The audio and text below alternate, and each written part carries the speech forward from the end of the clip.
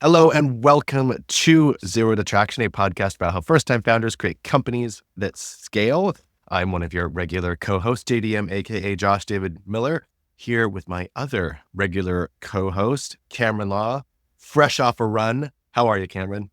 I'm doing good. I apologize for not bringing you an episode last week. I was down for the count and preparing for the CIM, so the California International Marathon. So I crushed that on Sunday, but good to be back in the studio. Legs aren't as fresh as they usually are, but I'm up walking around and doing good. So I'm looking forward to our discussion today. Yeah, you had a long week there, a bout of illness, knocked you down for the count while you're still trying to be like, I got this marathon coming up in a few days. That's a rough week. So we did not get around to a podcast episode, but that's okay. We are back. We are roaring. We are ready to go. I'm stoked to be here for an episode that we are calling the Funding is Number One on My Christmas List edition, all about raising the question, actually, if funding is number one on your holiday list this year, if venture capital is number one on your gift list this year, we have some questions for you. So, with that, Cameron, why don't you kick us off? Lay 30,000 foot view here. Why Well, are we talking about fundraising?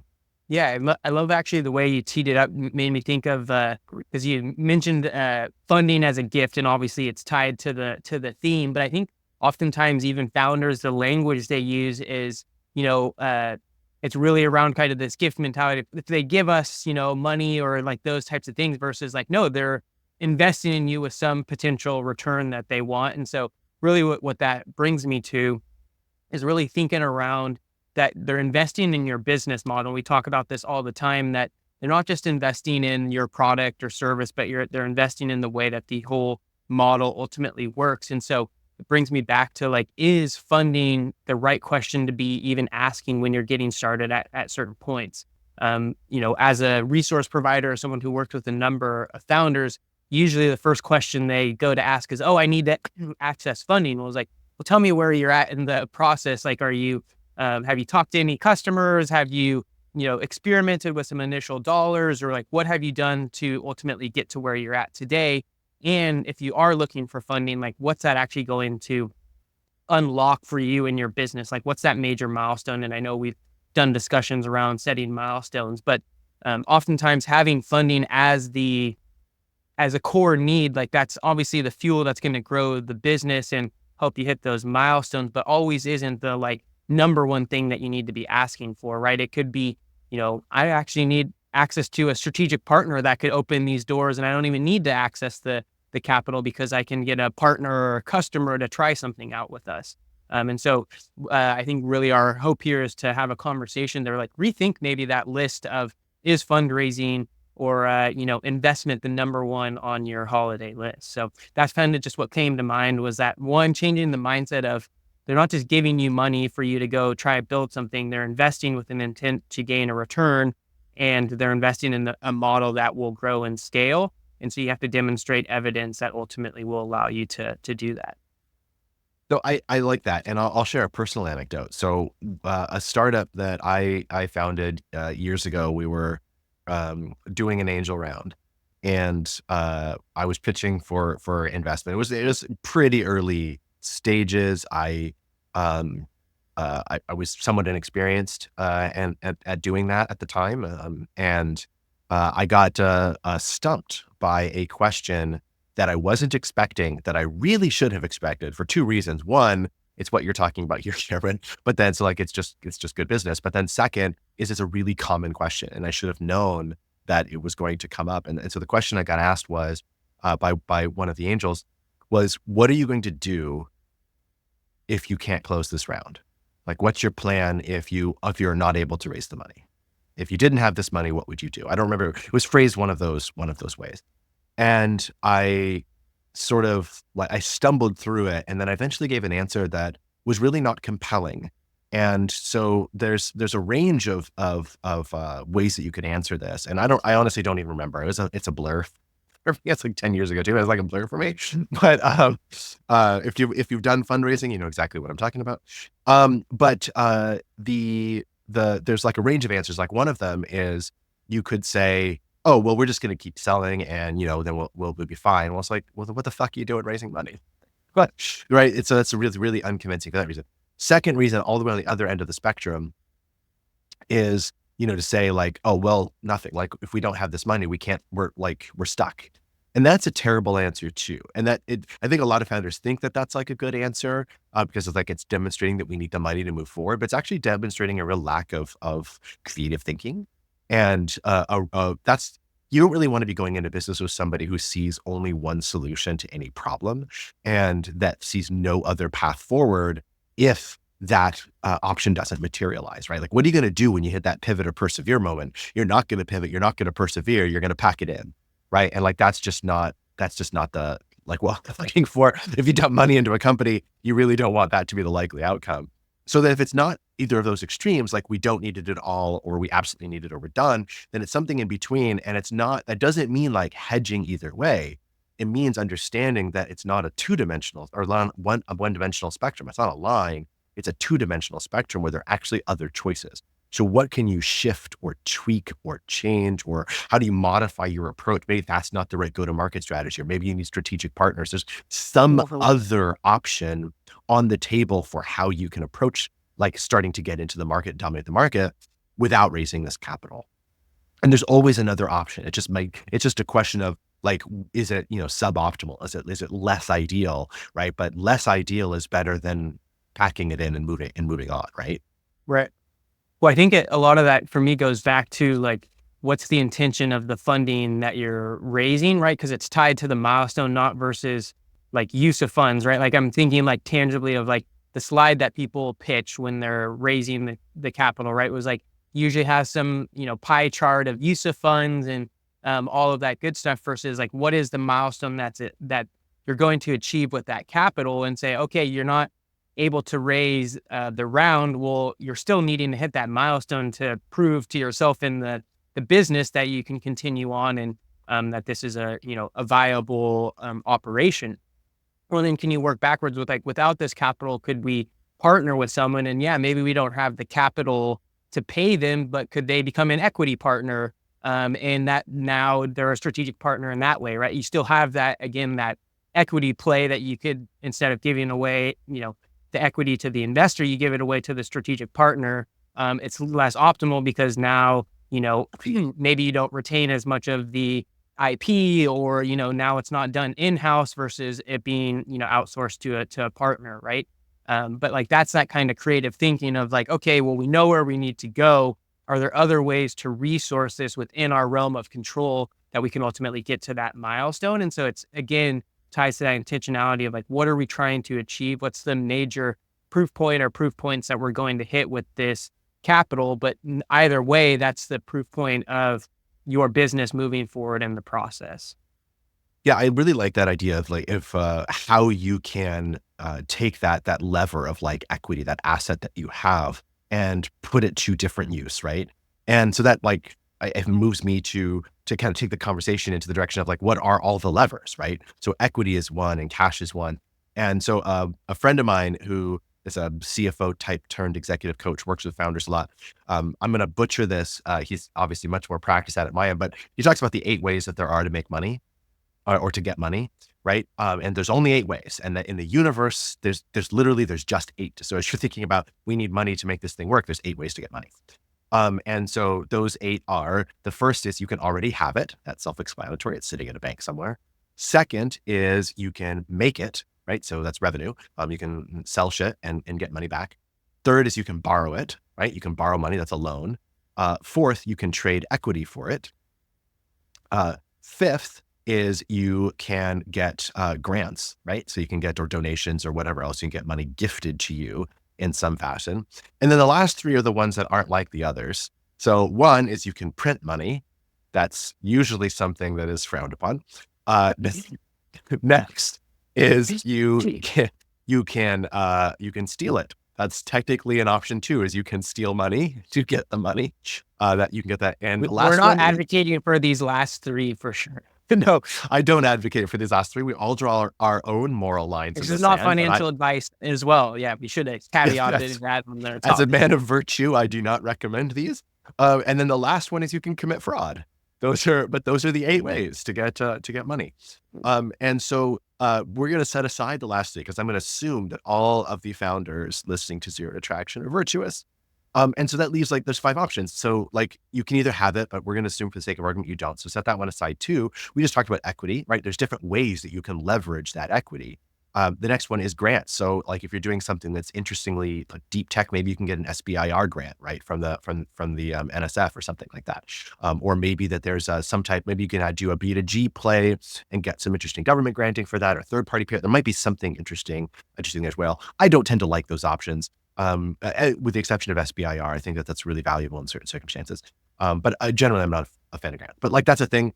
And crowdfunding sort of falls into that category too, depending on exactly how you approach it. Crowdfunding could also be classified as revenue, which I'll get to in a second. Borrowing money, right? There's loans there. That loan can either be an SBA loan or something like that, or it could be from an investor. Just could be a different type of investment instead of trading for equity that they're actually just interested in the debt and interest on the debt. So it could be something like that. But revenue is the interesting one because like that opens up a whole range of possibilities about how we could try to get to revenue sooner. And so often the assumption is, well, in order to get to revenue, we're going to follow this large mobile and do A, B, C, D, E, F, and G, and then H is the revenue. But oftentimes we can short circuit that. We can pre-sell. We can do those kinds of things to try to get access to that capital. But there are other ways. There's crowdfunding and different options as well to do that. Or it might be, let's actually find something simpler, smaller, easier, more MVP or some subset of this we can sell that allows us to wedge our way into the market, get some revenue that we can play with so that we can, make these bigger plays.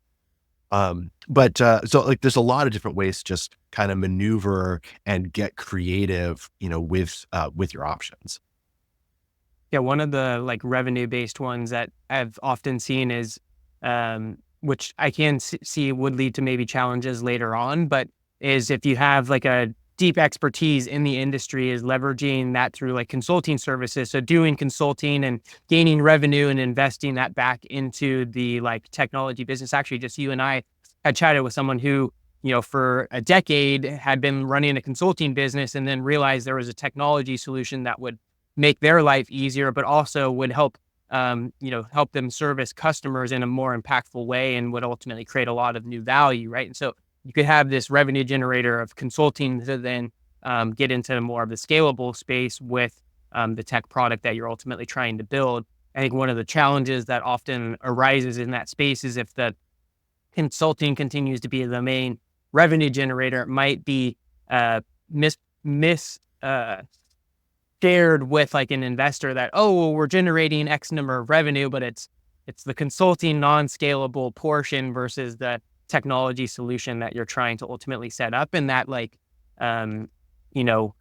goals or milestones that you're trying to set was like, oh, we want to hit this revenue threshold. Well, if they're investing in what they think is a scalable solution and well, you can't really scale your consulting in that capacity, you're going to miss expectations for what that ultimately looks like. So, but that's one of the main revenue factors. And I don't know a ton about this next one, but I know there's like revenue-based financing. So if you're, actively getting accounts receivable and maybe it takes a while, maybe you're like a B2G or B2B and it takes some, time to get paid, you can use those, receivables to then get access to capital that will help you kind of scale that engine that you maybe already have going. But those would be the Yeah. two additions that I would share. And that's like if there's if it's a cash flow thing, it's not a Mhm. revenue problem, but a cash flow problem, because those are two very different things. So Yeah, like totally. as founders get further on into the business journey, they'll learn a little bit more about like the balance sheet stuff and how all this works. But like just because you booked revenue this month doesn't mean you have the cash this month. Particularly Right. if you are doing those like B2G contracts that take a while. So you could do things like invoice factoring, where it's basically a loan on the future accounts, on the accounts receivable that you have there. So there's like a lot of different things like that you could do. So I think all that's just really interesting stuff to kind of pursue. You mentioned like the consulting as a means to an end. And always think that that's a great option available to founders. And the one thing that I always tell them to keep in mind is that a means to an end is composed of two things.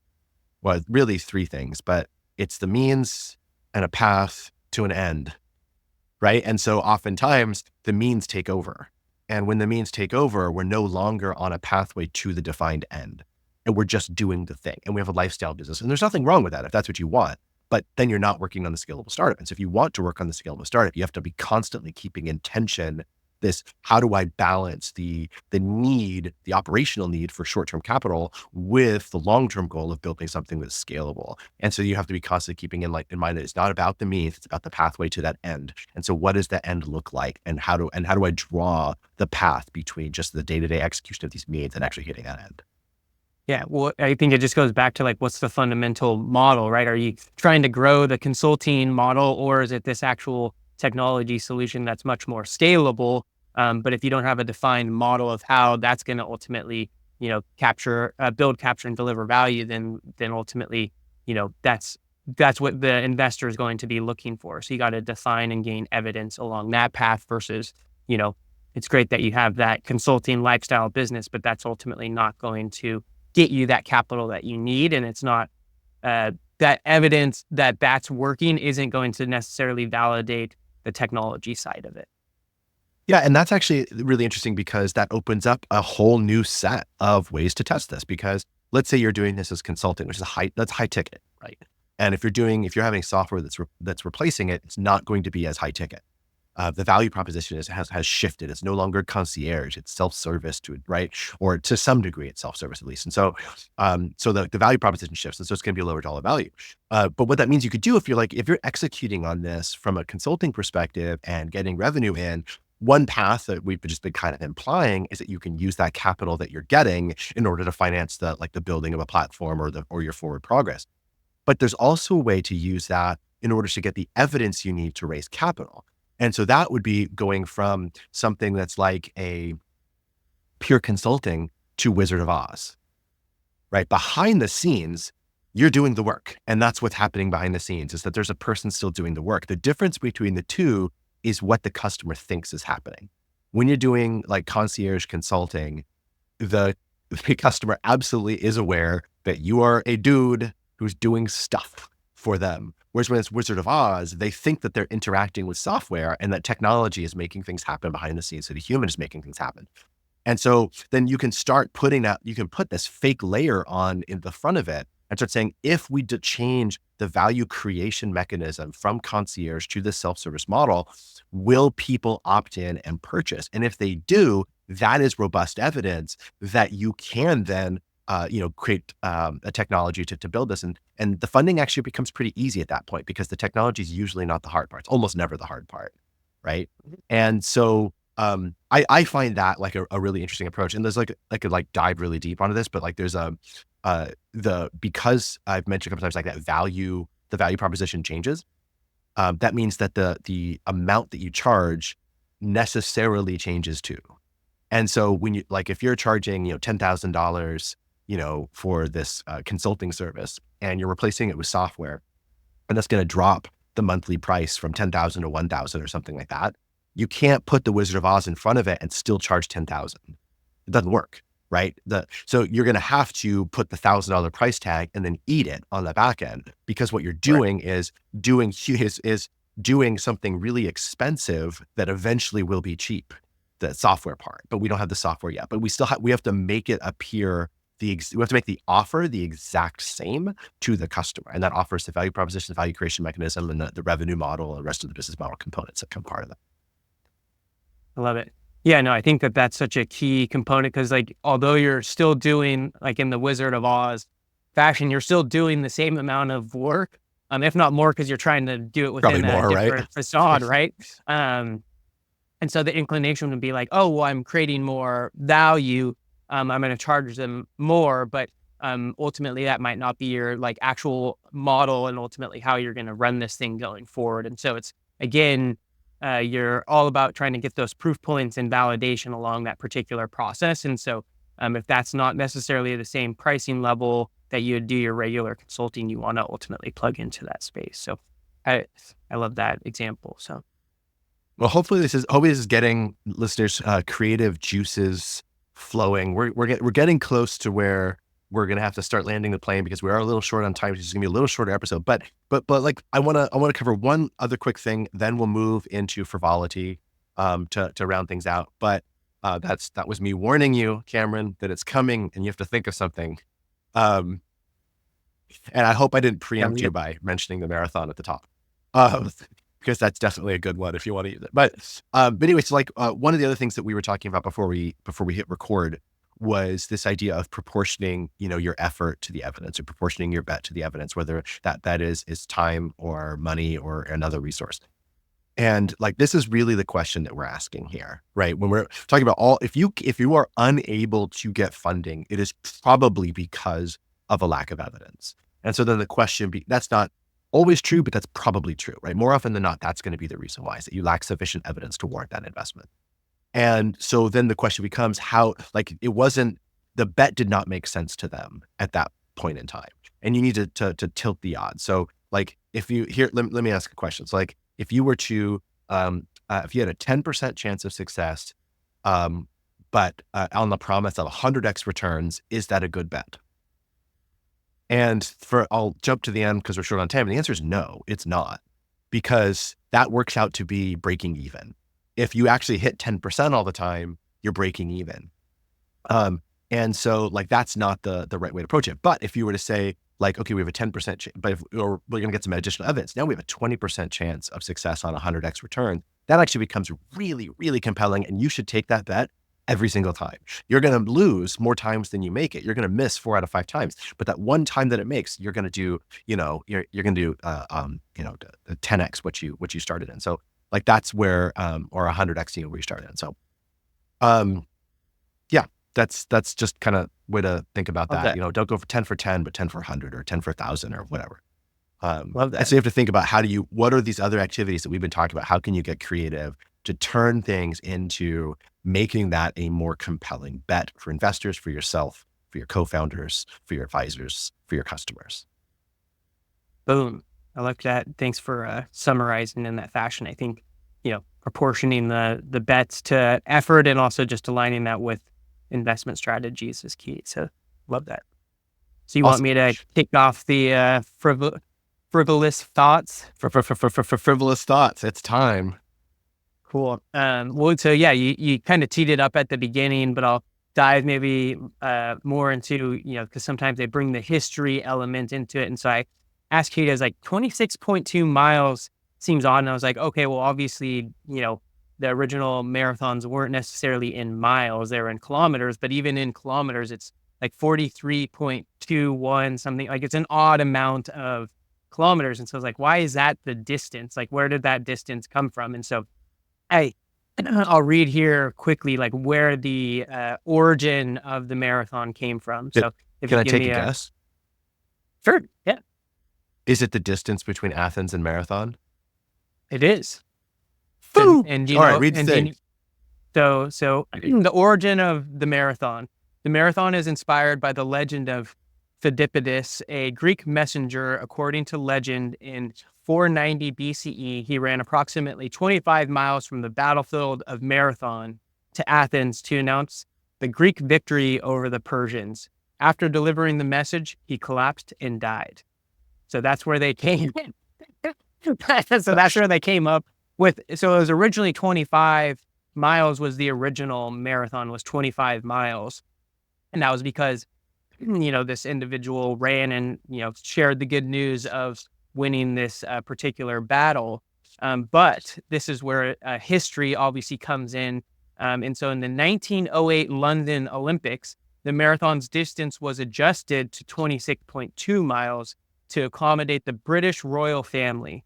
The course was extended so it could start at Windsor Castle to allow for the royal children to watch the races start and finish in the front of the royal box at the Olympic Stadium. This extension added the extra 1.2 miles. And so us marathoners out there were running the little extra 1.2 miles because of the British royal family wanted to ensure that they got to see the start and finish. So,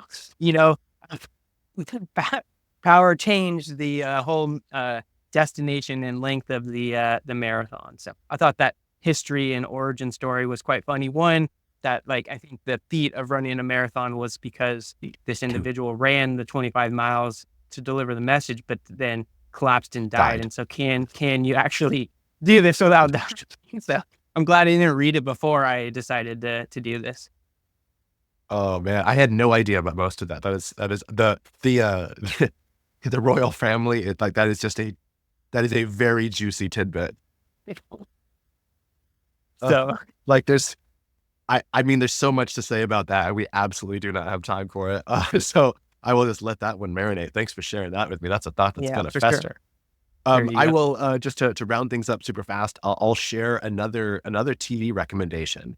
And Yes. this one is not with reservations. I fully endorse this show. It's the new Netflix show Man on the Inside. It's a half hour Oh, Katie and comedy. I just watched it all last week. So Yeah, so we so did good. we did too. It was so good. It was so charming. It was so fun. Yeah. Ted Danson still absolutely has got it, and like better with age. Like I'm of a generation that I didn't grow up really watching Ted Danson. Like I saw him. My mom like would watch Cheers and stuff. I like see him, but like I didn't. I never watched it like a Ted Danson show growing up. So I know him as this older guy, but he's absolutely still got it. Absolutely crushes it. Thoroughly charming, thoroughly fun, also a bit dark at times in ways that are unexpected, but the kind of balance against the humor, against the show. But super, it's absolutely worth your watch. It's like 8 episodes, half hour. Plus one. Double click, double click. Double click, double click, triple underline. Thanks. Well, I feel like I just died at the end of that. So thanks for ending in corporate speak. Um, and with that, we are out of time. Thank you so much for joining us this week. As always, podcast go by word of mouth. Do us a favor, tell a friend. Say, hey, check out Zero to Traction. This really interesting episode, and you should check it out. Cameron and Josh are awesome. Yeah, the last part is optional. The rest of it, I really do want you to do. So thanks so much for doing that. Like, subscribe, whatever platform you listen to this. I'm gonna end that there. Cameron, thanks so much for hopping in again. It was fun as always. Always a good time. Thanks, JDM. And we look forward to having you plug into the next session, everyone. So have a good one, and we'll see you next week.